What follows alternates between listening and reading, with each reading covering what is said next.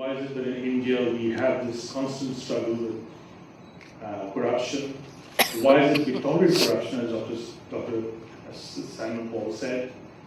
Why is it that in India we have a lot of politics, which is a lot of hot air, nothing else seems to come out of it?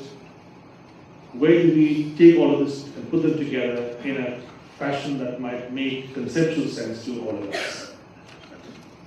In my view, we have to begin at the beginning, and that is we must separate ethics from morality. I suppose some of the questions that have been raised and the puzzles that confront us are because we do not separate the two, and they have to be analytically distinguished. Morality is something which is a private affair. You can privatize morality. You can say that I'm a vegetarian and all these carnivores around me, but still I'm a vegetarian and shine in the midst of these sinful people. But you cannot be ethical alone. Ethics is all about other people, whereas morality in its truest sense can be privatized. And because morality can be privatized, therefore morality can also work at cross purposes. For example, I can be a good son, a good brother, but a bad husband because I team up with my good mother in beating up my wife. Now all of this is, by the way, contradictions within the realm of morality. But they're all privatized. I don't take my wife into consideration while I'm framing rules of morality for myself. I might also say that you caught me with my hand in the till, but I'm using this money as a good father to give my son an education or to marry off my daughter. So there again, you have conflicting moral values, and there doesn't seem to be a way out. The way out is through ethics. Ethics is other people. Very often we tend to conflate the two, ethics and morality, and that is why we have a great degree of difficulty in sorting out certain basic problems. Ethics, therefore, is not about the self, it's about others, and therefore it enjoins upon us to think in terms of teamwork and citizenship. Because, as I told you earlier, you can't be ethical alone. Dr. Simon Paul mentioned traffic rules. Traffic rules may sound trivial to you, but as a matter of fact, it's a very good and profound example of ethics. If you observe traffic rules, all of us get the job done better. But if you don't observe traffic rules, some of us might seek through, but the bulk of us will fall behind. The other thing about ethics is that all the rules of the game are out there in the open, allowing for very little room for negotiations and interpretations. For example, I would say that sport is a very good example of ethics after traffic rules. Because in sport, the rules are known to everybody, the players, the referees, the audience, and the mass media. They all know what the rules are. And you, by the way, have to excel by playing according to the rules. And that is what I think Ms. Meena Ganesh meant about excellence in corporate life.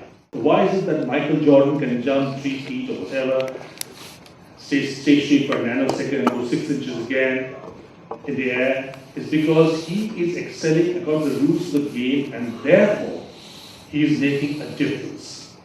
That is professional excellence when you play according to the rules. When there are no rules, you don't have professional excellence. Professional excellence always comes with rules, and where the levels of interpretation of rules are minimal. In a moral situation, the rules are always implicit. Nobody really knows what the rules are. Should I be a good father, good husband, good son, good neighbor? Not very clear. So I make up my mind depending upon the situation, the context, which is why very often people say that Hindu law is more contextual than textual. Depending upon the situation, I take a stand because I'm being a moral person. A moral person, for example, in a business house would be the tycoon. The tycoon is a moral person because he stands above others and he shames you by his inordinate charisma. He's a chest-thumping, cigar-chomping hero, and all of you are in his shade. But in a modern corporate organization, and all of you know about it, in a modern corporate organization, that kind of tycoon would not last. That kind of tycoon will not wash in a modern situation where you actually need team leaders. A team leader, by the way, is not always the best batsman in the team or the best bowler in the team. The team leader is a person who can get the best out of the team.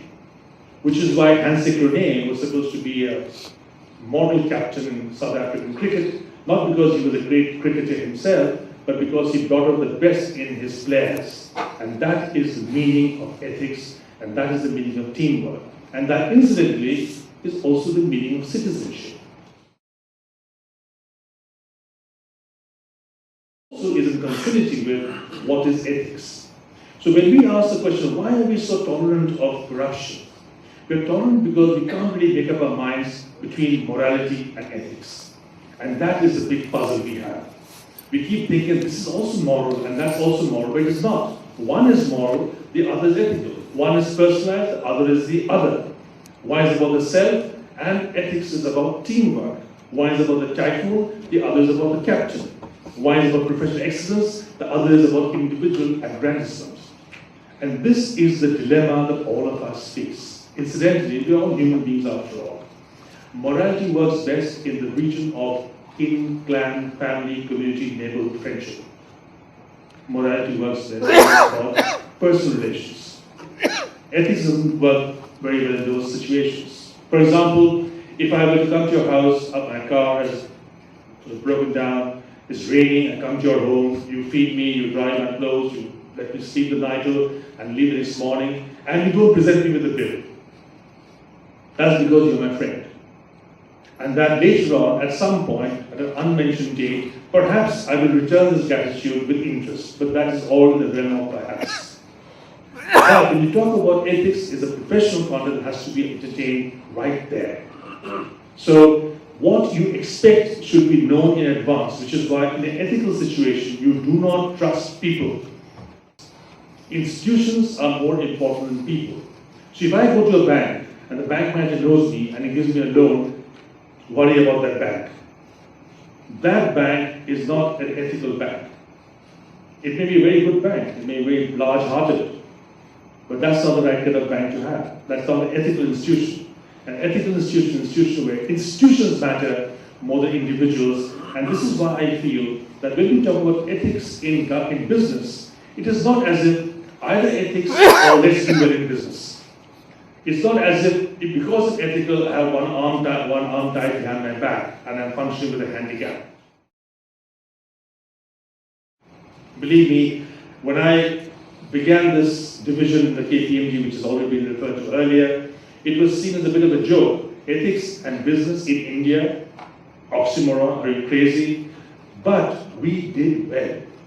Not only did we do well, I must also tell you, more than half my clients were actually Indian companies. And they showed a great deal of interest in it because we said time and time again that ethics is not something you do after you make the money. Ethics is something you do because you want to make money.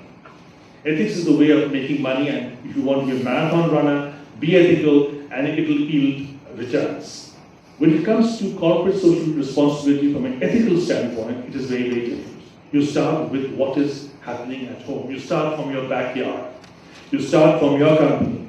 And you radiate outwards to society from your company so that your company profits at the end of the day. It's a business deal. It's a business model.